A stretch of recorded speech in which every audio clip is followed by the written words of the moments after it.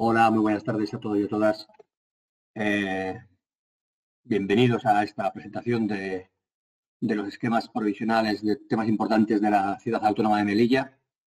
Bienvenidos y además muchísimas gracias por estar aquí hoy viernes por la tarde y además en una situación muy complicada como la que nos encontramos. Primero, desde la Confederación, en nombre de todo el personal de la Confederación, transmitir, ánimo y los deseos de que todos estéis bien y el convencimiento de que, de que todo va a mejorar, de que al final saldremos de esta, de que vamos a doblegar las curvas y de que vamos a poder, disfrutar, entre comillas, de una vida normal, como estábamos antes acostumbrados. Y también agradecer a todo el personal que trabaja para los ciudadanos y ciudadanas de Melilla, dentro de la Confederación, personal funcionario y laboral, y además al personal de la empresa Eulen que hace labores de vigilancia en nuestras instalaciones de Melilla. Vamos a presentar los EPTIs con el objetivo de plantear las principales problemáticas que pudieran existir para conseguir los objetivos ambientales para poder garantizar agua de calidad y en cantidad suficiente para toda la ciudadanía de Melilla. Planteamos los problemas e intentamos también ofrecer un abanico de soluciones para que puedan ser discutidos y hablados y comentados por toda la ciudadanía, por todos los organismos, por todas las entidades que lo estimen oportuno. Recordar que el periodo de información pública y de alegaciones, por tanto, se amplía tanto como dure el periodo de alarma. Desde la Confederación, alentar a la presentación de alegaciones. Es indispensable que entre todos y todas participemos y hagamos de este proyecto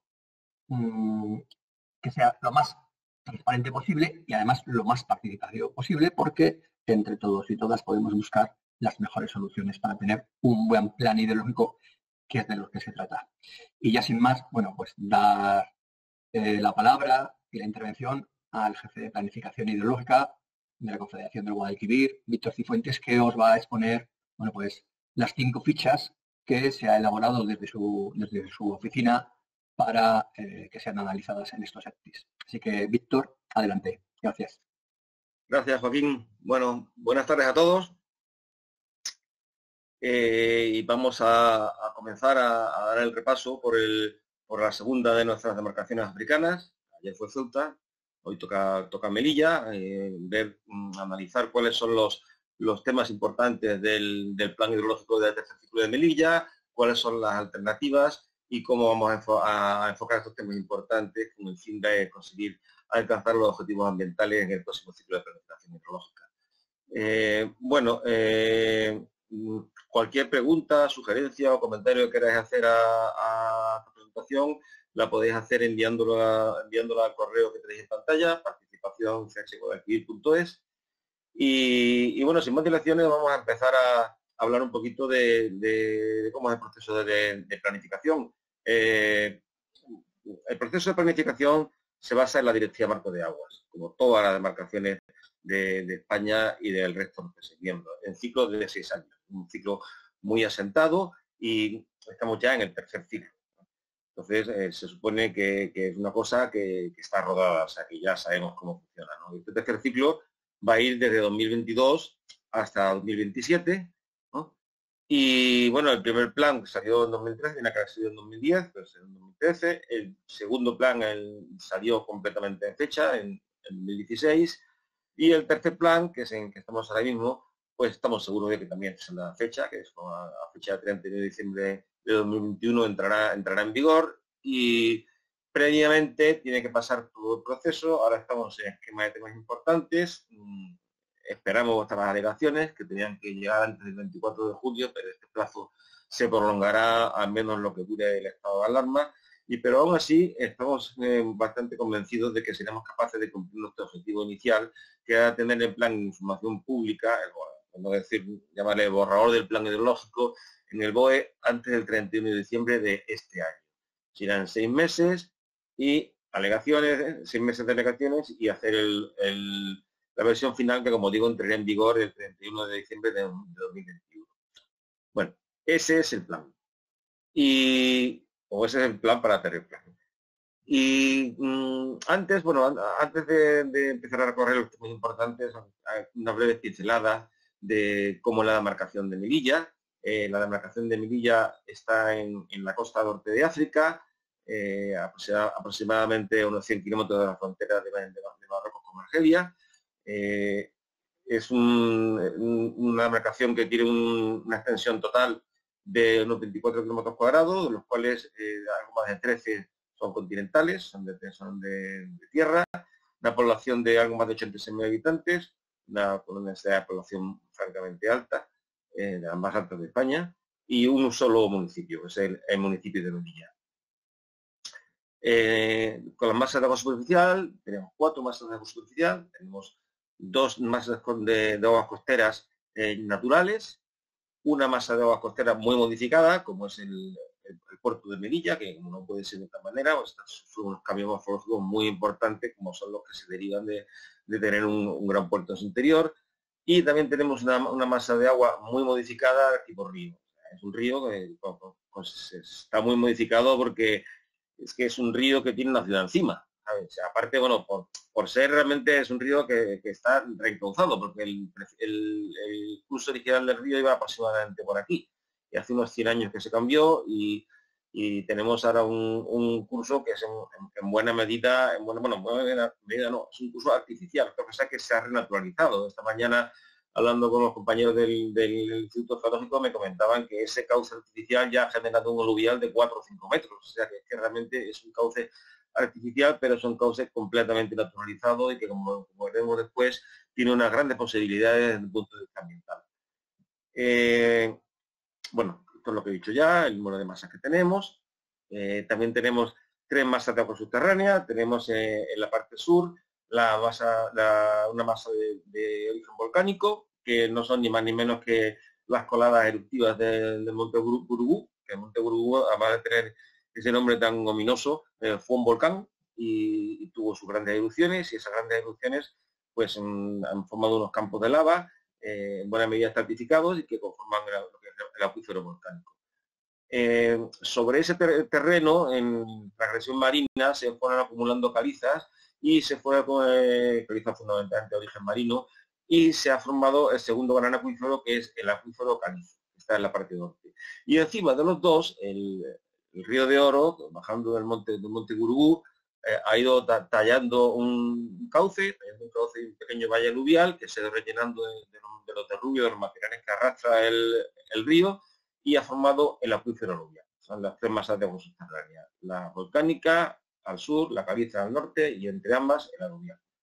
Vale, eso en cuanto a masas de agua. ¿Y cuáles son, digamos, los principales protagonistas de la demarcación? Pues bueno, tenemos por una parte la desalinizadora, la parte desaladora con una capacidad de 20 metros cúbicos diarios, la desaladoradora que recibe también agua del río del Oro y de los pozos. Tenemos también un buen montón de cauces, algunos de ellos, bueno, la mayor parte de ellos muy alterados. Tenemos una contaminación de aguas costeras que en la zona del puerto tiene cierta importancia, cosa que tampoco es excesivamente extraño dado lo pequeño del terreno y lo grande del puerto, que se nos dice para que no se tengan que alcanzar los objetivos ambientales, para que sea obligatorio alcanzarlos. Y finalmente tenemos el estado de las aguas subterráneas, de que hablaremos algo más adelante. Repasando muy rápidamente las masas, no hay cambios entre el primer y segundo ciclo de la masa de agua superficial. Las dos de tipo natural siguen en buen estado y la del puerto sigue en estado peor que bueno. Y en cuanto a la masa de agua subterránea, ahí sí hay un cambio. Ahora, como diré más tarde, el Instituto Geológico está haciendo un estudio muy extenso con un convenio con la ciudad de Melilla, y de los trabajos preliminares ya desarrollados hasta ahora se deduce que la masa aluvial no está en mal estado, está en un estado aceptable, con lo cual ha pasado de mal estado a buen estado. Y bueno, en el curso del desarrollo de este convenio pues se seguirán analizando estas masas, y si hubiera alguna variación pues lo sabríamos próximamente y lo reflejaríamos en el plan hidrológico. En cuanto a lo que es el esquema de temas importantes, hemos identificado un total de 5 temas que son los que hay que tener en cuenta a la hora de hacer el plan hidrológico de Melilla. Fundamentalmente son la calidad de las aguas superficiales, el mantenimiento de la garantía, las alteraciones hidromorfológicas en los cauces, la explotación de las aguas subterráneas y la gestión del riesgo de inundación. En cuanto a la calidad del agua superficial, como digo, se deriva de la presencia de una ciudad de 90.000 habitantes en 13 kilómetros cuadrados con un gran puerto. Entonces, esto no puede dejar de tener un impacto importante que obliga a un gran esfuerzo para poder alcanzar los objetivos ambientales. Se espera un aumento progresivo de la población hasta alcanzar casi 12.000 habitantes en 2033. Y como digo, también tenemos un puerto que está situado en una importantísima zona marítima y además es una de las puertas de entrada al norte de África, a toda la zona oriental de Marruecos, zona de Nador y de Oujda. Y las presiones que sufre, pues las masas de agua, pues tenemos la estación depuradora de aguas residuales de Melilla, la EDAR, el vertido de refrigeración de la central térmica, el vertido de la desaladora. Hay diversos vertidos por aliviaderos distribuidos por toda la ciudad. Y en cuanto a las alternativas para alcanzar un buen estado, bueno, pues sí, aquí la verdad es que se está haciendo un esfuerzo importante. Si se mantuvieran las acciones en marcha, se alcanzaría un estado mejor del que tenemos ahora, pero posiblemente no se conseguiría alcanzar los objetivos ambientales. Actualmente se está trabajando en nuevos emisarios marinos para la zona sur, en el saneamiento de la zona sur. Se está haciendo un seguimiento y control de los vertidos del medio público marítimo terrestre, siguiendo las directrices de vertidos. También hay trabajos de protección y estudio de ecosistemas costeros y de gestión y de litoral. Está en vigor el plan de vigilancia ambiental y del aire. Y vamos a incorporar a un punto del Río del Oro en la red de calidad de Confederación. Quizá aquí lo más importante es el seguimiento y control de los vertidos y los nuevos emisarios submarinos. En cuanto a la posible evolución con medidas adicionales, pues sería importante nuevos emisarios para el saneamiento de la zona norte, una remodelación de la área de Melilla, también continuar con el seguimiento y control de vertidos, y potenciar la red de calidad de agua superficial, ¿de acuerdo? Y la diferencia entre las dos alternativas lo van a marcar las prioridades del plan de SEAR de la Dirección General del Agua, que será el que marcará cuáles van a ser las acciones que tienen mayor prioridad. Bueno, en cuanto al mantenimiento de la garantía, es el segundo tema importante de Melilla, como no podría ser de otra manera, ya que se trata de una ciudad con casi 90.000 personas.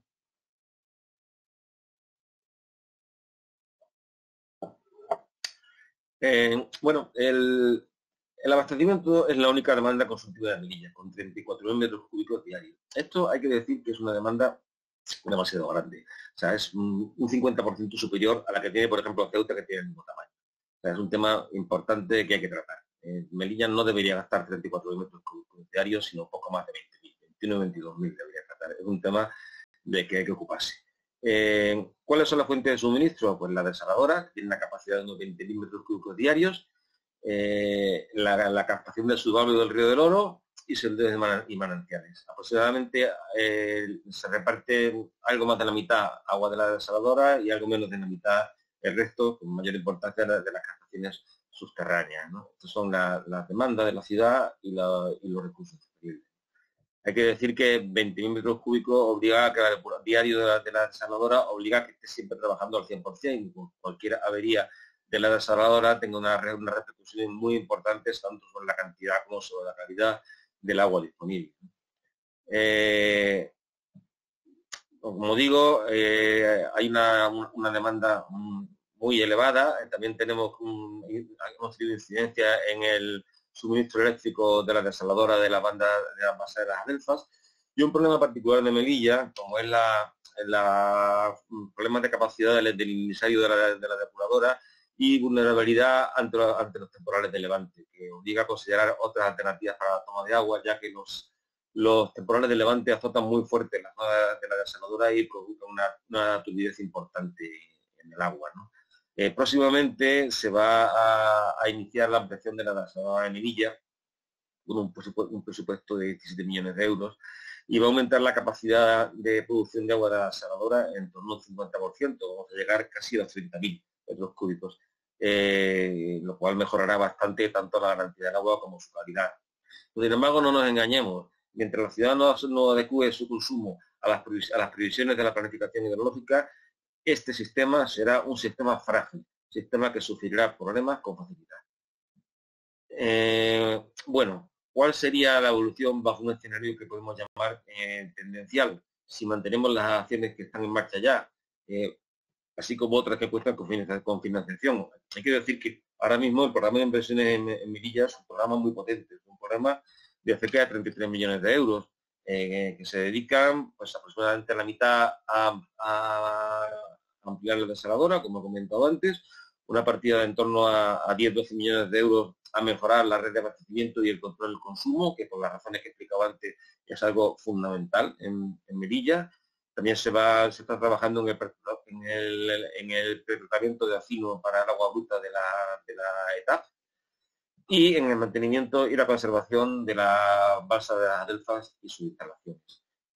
Todas estas medidas deberían servir para revertir la tendencia y disminuir el volumen consumido. Se está haciendo un esfuerzo muy grande que debería tener resultados. Además de estas alternativas, se podrían considerar otras actuaciones, como es un refuerzo de la gobernanza y el control del suministro para aproximar el consumo al previsto por la indicación, continuar los trabajos en la red de distribución secundaria de agua potable.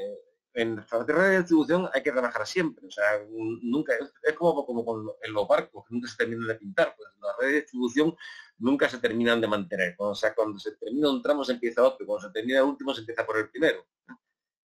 También es fundamental mejorar el suministro eléctrico para el abastecimiento a fin de evitar incidencias y ampliar el terciario, que la ciudad del tamaño de Melilla tiene un volumen de agua residual y potencialmente regenerable importante, pero claro, para que ese agua sea plenamente útil necesita un tratamiento terciario. Y el tratamiento terciario hoy por hoy no tiene capacidad para tratar ni mucho menos el 100% de lo que produce la ciudad. Y bueno, la primera de las medidas, el reforzamiento de la gobernanza es absolutamente prioritario.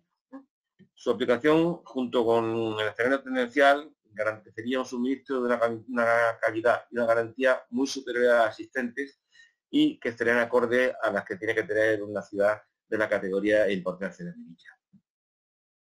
Bueno, el siguiente tema importante son las alteraciones hidromorfológicas. Melilla tiene un sistema de cauces relativamente importante. Tenemos el río de Oro, que es este central, con sus tributarios, el Farjana y el Afoso 13, y luego tenemos el río Mezquita, que está por la zona sur, ¿no? El río de Oro tiene problemas derivados de una clavinización y lo que le provoca una gran artificialización, sobre todo en sus márgenes, aunque haya desarrollado, como he dicho antes, su propio aluvial. También tiene problemas de extracción de árido en la parte alta. Como digo, es un trazado que no es el original. Hay una acumulación de residuos sólidos procedente de poblaciones cercanas en todo su cauce, sobre todo en la parte alta, ¿no? Y aquí tenemos la zona del río del Oro. Y luego tenemos el segundo cauce importante, que es el río Mezquita, que también tiene su cosa, ¿no? El río Mezquita drena en la parte industrial de la ciudad, está canalizado, muy modificado y en buena medida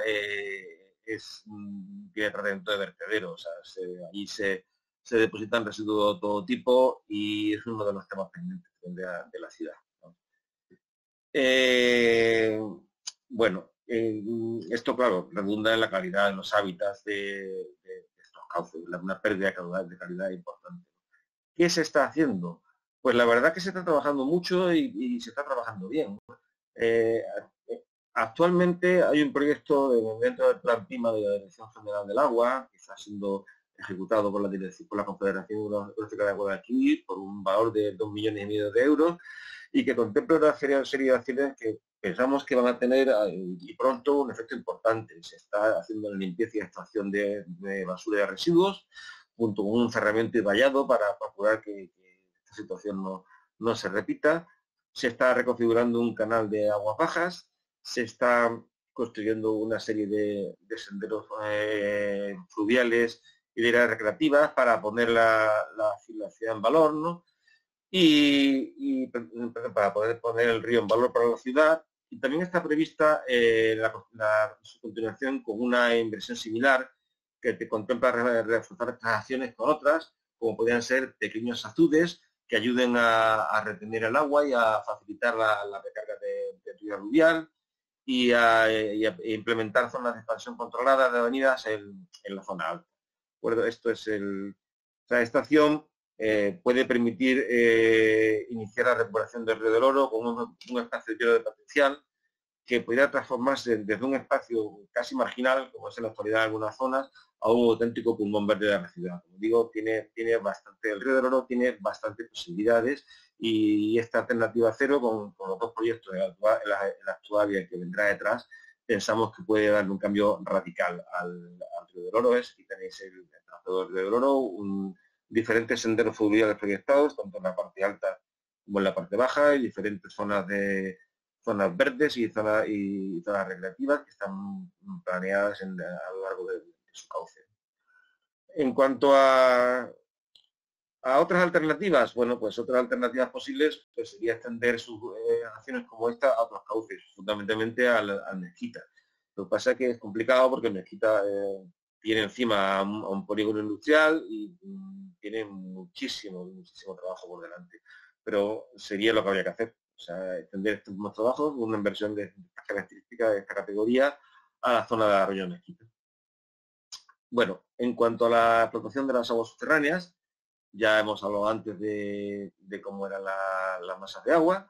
Históricamente han servido para el abastecimiento de la ciudad, hasta que entró el servicio de la desaladora, era junto con el río del Oro su principal fuente de suministro, y esto ha provocado que hayan tenido lugar unos descensos de niveles bastante importantes, aunque la presión ha aflojado bastante desde la entrada de la desaladora, pero los niveles de los acuíferos han bajado bastante, especialmente en el acuífero volcánico, ¿no?, que se encuentra en mal estado, y el calizo también está en mal estado, aunque, como mencioné anteriormente, está sometido a revisión ahora mismo por parte del Instituto Geológico y Minero de España.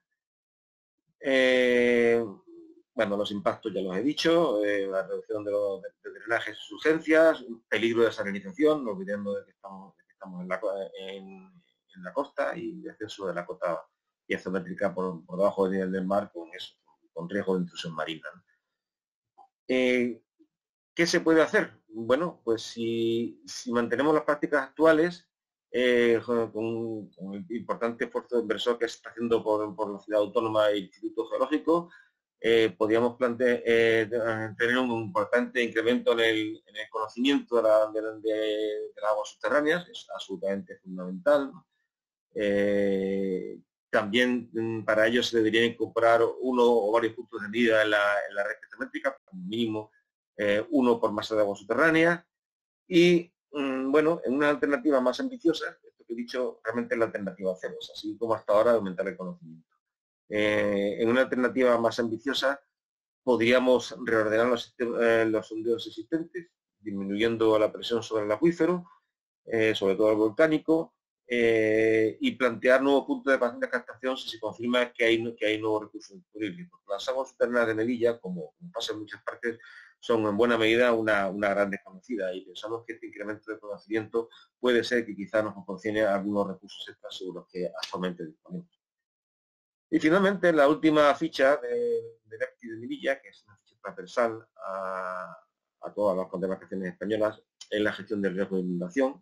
Los planes de inundación en Melilla tienen mucha importancia, porque tiene un río relativamente grande que pasa por medio de la ciudad, con consecuencias como las que podéis ver en las imágenes en situaciones extremas.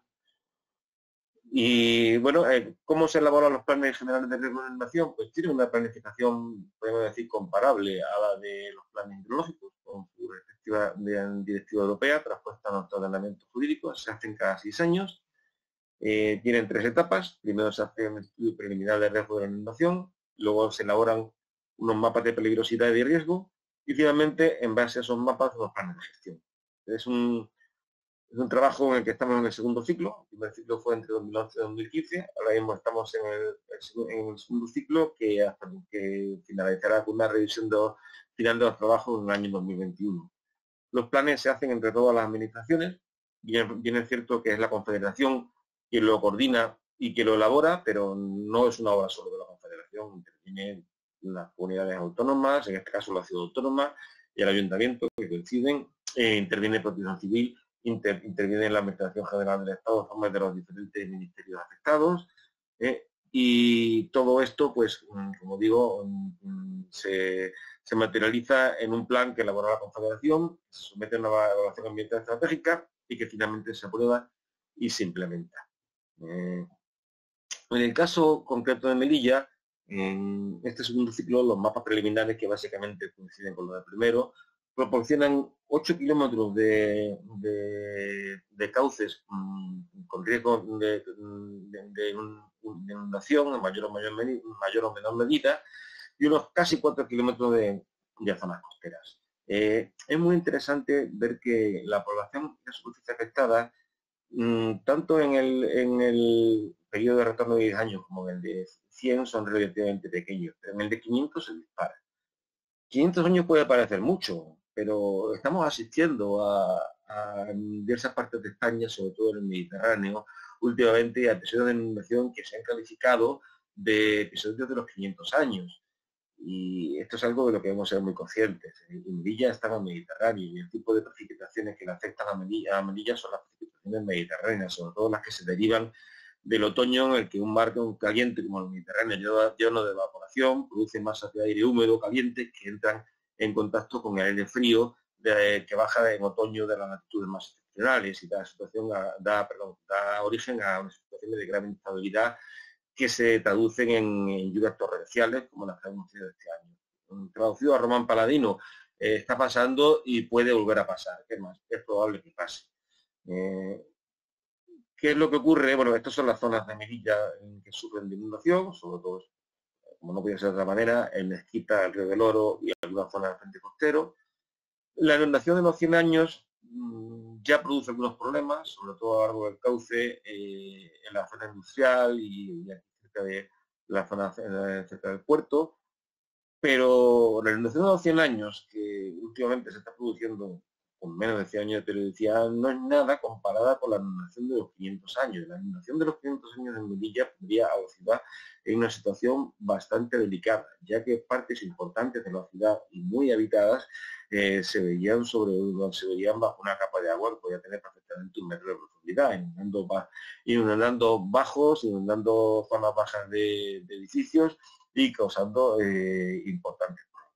¿De acuerdo? Es un tema que hay que tomarse en serio en todas partes, pero especialmente en ¿cuál es la evolución del problema bajo una severidad tendencial? Pues lo que ya tenemos. Si tenemos grandes episodios de inundación, podemos tener problemas severos.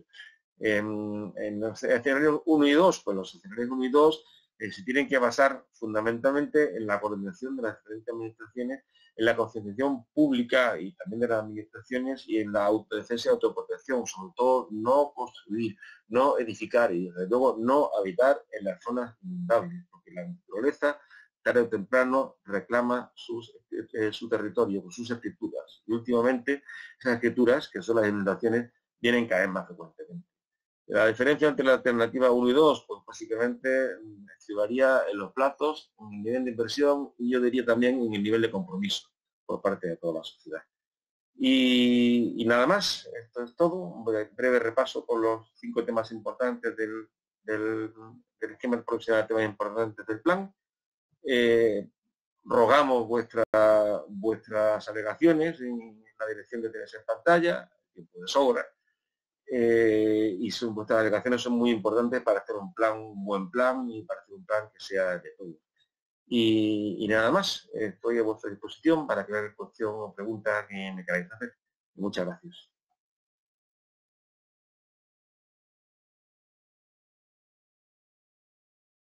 Bueno, muchas gracias, Víctor, por tu fabulosa explicación. Y ahora vamos a pasar al turno de preguntas. El jefe de área de planificación, Emilio Rodríguez, va a pasar a enumerar las preguntas que hayamos ido recibiendo. Emilio, cuando tú quieras, por favor. Buenas tardes a todos los asistentes, los 50 que estáis conectados ahora mismo.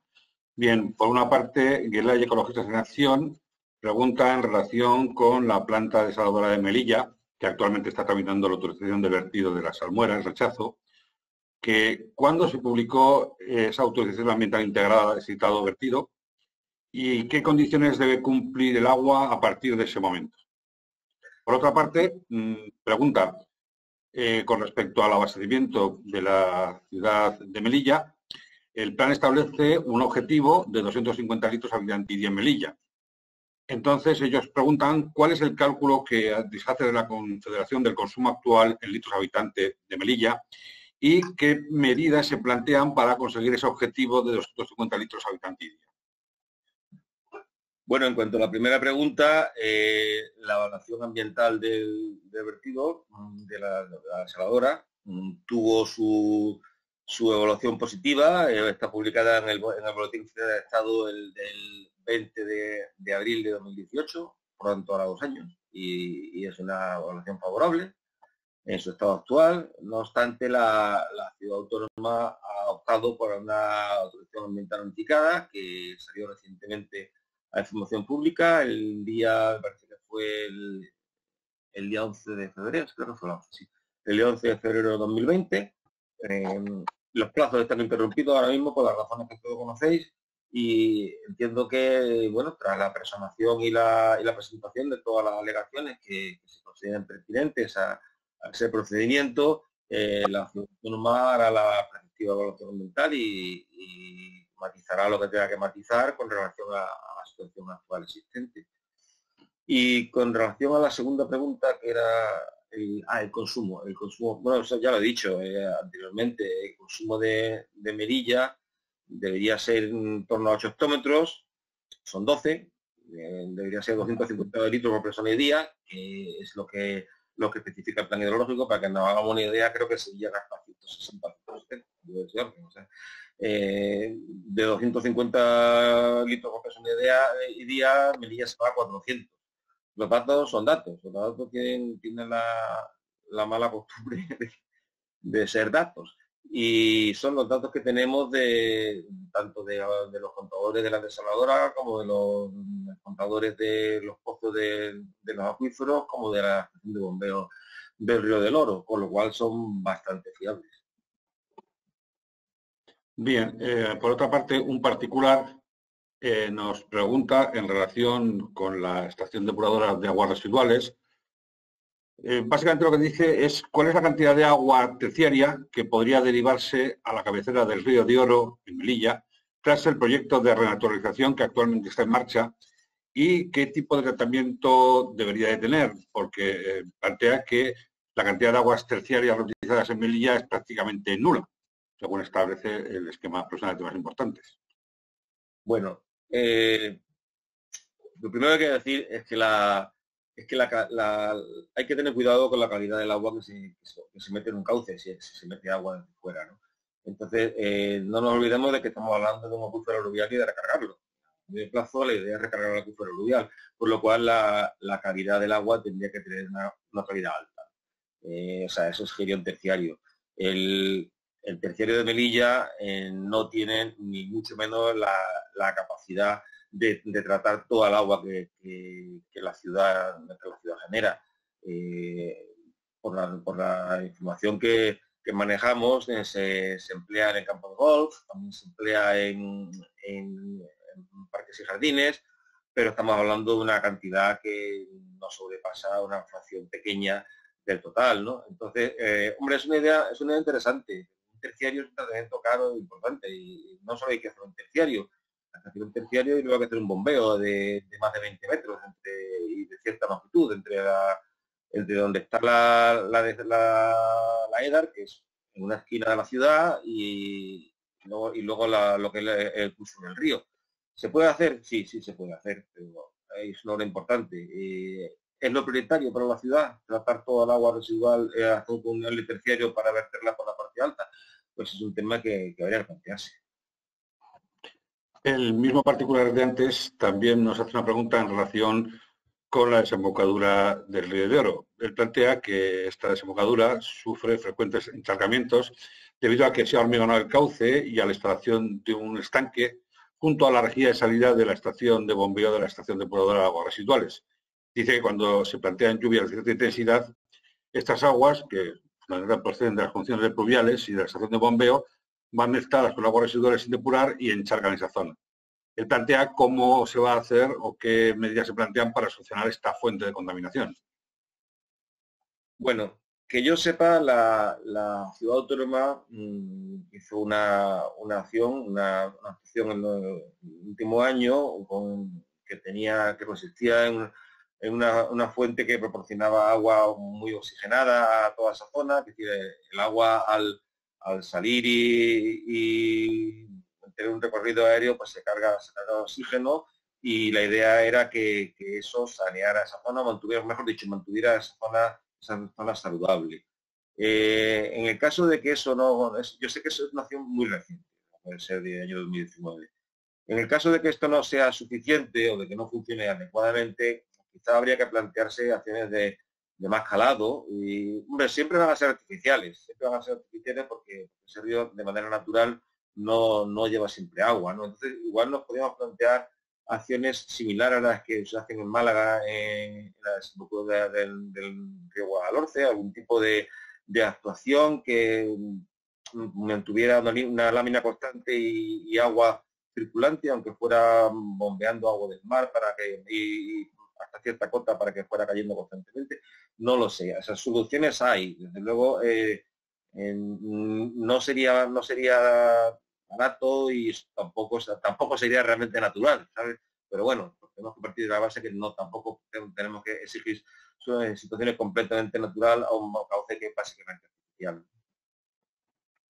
Bien, desde el Instituto Geológico y Minero de España nos plantean una serie de sugerencias o preguntas. La primera, ellos proponen la construcción de 2 sondeos de investigación en el borde costero de Aguadul, básicamente para extraer agua directamente del mar en temporales, evitando los problemas de turbidez y el mantenimiento costoso de las captaciones submarinas que ocurren tras los temporales. Por otra parte, proponen la realización de una batería de sondeos en el sector occidental del acuífero calizo de la demarcación, para situaciones excepcionales, fundamentalmente. Y por otra parte, entre las propuestas a adoptar para el Río de Oro, ellos plantean no la creación de un envase subterráneo, sino la realización de pantallas en el aluvial, fundamentalmente. Creen que es una medida que contribuiría mejor que el envase subterráneo. Bueno, en cuanto a las captaciones de agua de mar, sí, efectivamente, es una posibilidad que está encima de la mesa. Como he dicho antes, los temporales de Levante combaten muy fuerte la zona de la desaladora y me parece una gran idea lo de los centros de investigación que estudien la posibilidad de sacar agua marina, por supuesto. Estamos hablando de un pozo de agua salada, agua del mar, del potente paquete de calcarenitas que hay en esa zona. Me parece una idea muy interesante. Y bueno, estoy seguro que el Instituto Geológico será capaz de dilucidar su potencialidad. En cuanto a la batería de sondeo para un posible aprovechamiento del acuífero calizo, bien, si hay recursos suficientes, como he dicho, las aguas subterráneas en buena medida hay incertidumbre con relación a ellas, y en el caso de que hubiera algún recurso no contabilizado, pues siempre sería bienvenido. Las aguas subterráneas están ahí, están al lado de Melilla, y en principio podría ser un refuerzo importante para la garantía de la desaladora. Pero no obstante, primero tiene que demostrarse que realmente ese recurso existe.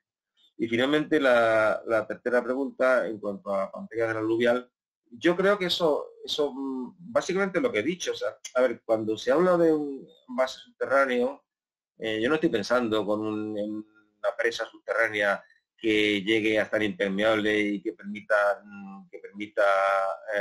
impida, mejor dicho, distribuir el agua. No, la idea es facilitar que el agua se infiltre, o sea, retrasar el devenir del agua de manera que se infiltre y continúe su circulación por el subalveo, por la parte endorreica, el subarrio del cauce, ¿no? Entonces, aquí obviamente la velocidad de circulación es muy diferente de la superficial y tendríamos un acuífero aluvial completamente lleno de agua y que no solamente podría ser un recurso, sino que también podría generar pues, la existencia de pequeñas surgencias y rezumes que podrían hacer más ameno y más agradable todo el cauce alrededor, lo que tenemos que verlo como un espacio de oportunidad. No todas las ciudades tienen un río en su interior y cuidado, mantenido y respetado podría convertirse en una auténtica seña de identidad de la ciudad como Melilla. Bien, una pregunta que ha llegado hace poco es una persona que está en la conferencia Canal de Melilla y que le ha sorprendido mucho el gasto de agua de la ciudad de Melilla, precisamente porque es lo que dice que al no haber un sector agrícola, al no haber riego, le sorprende cómo ha podido haber tanta agua y que de dónde viene ese tan elevado consumo. Yo estoy seguro de que en buena medida se debe a que la red de abastecimiento será antigua, no ha tenido un mantenimiento adecuado y o a lo mejor no ha tenido ni siquiera un diseño adecuado. Este tipo de cosas ocurre con estructuras complejas como la red de abastecimiento que se construyen sin planificación, sino simplemente conforme va surgiendo la necesidad. Eso por una parte, por una probable obsolescencia e ineficacia de la red y también posiblemente, por qué no decirlo, hábitos de consumo. Los hábitos de consumo son fundamentales. Entonces, supongo que se juntará todo. Bien, por otra parte, acabo de recibir una pregunta de don José Luis Matías, que es el director general de Vivienda y Urbanismo de la Ciudad Autónoma de Melilla. Él nos plantea que actualmente están en un proceso de revisión del Plan de Ordenación General Urbana de la ciudad y que, claro, quiere proporcionar viviendas a la población prevista y que para ello, desgraciadamente, tienen que aprovechar todo el suelo urbano disponible, aunque en algunas zonas están en riesgo de inundación con la presión de los 500 años. Además, dice que algunos planos aportados se reflejan diversas zonas verdes a acondicionar, que son suelo urbano clasificado, con aprovechamiento urbanístico, pero que eso es difícil de hacer si no hay una expropiación. Y la pregunta que nos hace es, ¿se han tenido en cuenta estas circunstancias para una posible expropiación? Bueno, todo lo que es el plan de actuación en Melilla se hace de la mano de la ciudad autónoma y todas las actuaciones que se hacen tienen su conocimiento. Y en cuanto a la posibilidad de construir edificaciones, hombre, yo empezaría por cualquier sitio menos el inundable. Cuando no quede nada de sitio en el inundable, pues ya veremos qué hacemos, ¿no? Pero no empezaría por la zona de los 500 años, ¿no? Creo que aunque la ciudad tenga un problema de falta de suelo, habrá otro sitio por el que empezar. Finalmente, hay dos preguntas que nos plantea un particular. Una es relacionada con la ficha de alteraciones hidromorfológicas y pregunta qué actuaciones se están realizando para la recuperación hidromorfológica del río de Oro y sus tributarios, porque tiene entendido que hay diversos proyectos que están llevándose a cabo. Y por otra parte, en cuanto al plan de SEA, que también ha visto en las fichas de esquema profesional de temas importantes, nos pregunta cuáles son las que en principio se plantean como prioritarias para la ciudad de Melilla. Vale. Bueno, en cuanto al proyecto del Río del Oro, creo que lo he descrito con cierto detalle, que no lo voy a repetir. Y está, bueno, muy brevemente serían actuaciones de tipo, primero saneamiento, primero limpiarlo, luego lucirlo y hacer que sea fácil para la ciudad para disfrutarlo y en una segunda fase pues construir una serie de quizás de pequeños astilleros subterráneos para facilitar la recarga del acuífero aluvial y pues, por una parte y luego por otra parte profundizar en todo lo anteriormente dicho, ¿no? Y en cuanto a la segunda pregunta, que sí, el plan de SEAR. Hombre, el plan de SEAR hace incidencia primero en las medidas básicas. ¿Cuáles son las medidas básicas? Pues aquellas que se derivan de una directiva europea, fundamentalmente. Ya sea directiva Hábitats o ya sea directiva de depuración. Entonces yo entiendo que las prioritarias en el plan de SEAR van a ser aquellas que estén destinadas a la mejora de la calidad del agua depurada. Y dentro de eso, pues aquellas que tengan un mayor coste-beneficio. De todas maneras, a ver, el plan de SEA tiene ya publicada una guía para establecer las prioridades, pero aún no se ha decidido ese documento ni como definitivo, con lo cual habrá que esperar a que el plan de SEA esté implementado para acabar de saber exactamente cuáles son las prioritarias. Pero ya os digo, con total seguridad van a ser medidas básicas. Y bueno, finalmente la última pregunta que nos ha llegado plantea cuestiones relacionadas con el mantenimiento de la garantía. Dice que, evidentemente, es la desaladora la que está proporcionando la mayor cantidad de agua para uso urbano a la ciudad de Melilla, que también es una serie de pozos, pero que desgraciadamente tiene un alto contenido salino. Si no hay ninguna otra alternativa para ya tener una garantía total de que nunca se producirá desabastecimiento en la ciudad de Melilla. Ahorro.